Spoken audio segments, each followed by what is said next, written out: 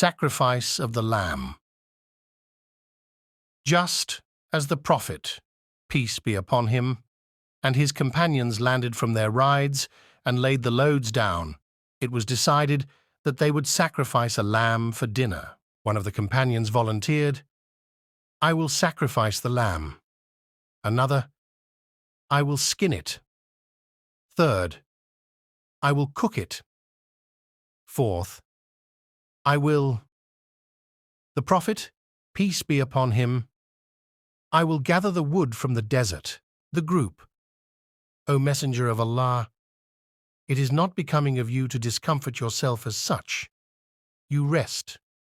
We will be honored to do all this on our own." The prophet, peace be upon him, "I know that you are eager to do it all, but Allah isn't pleased with the slave who distinguishes between himself and his companions and considers himself better than others."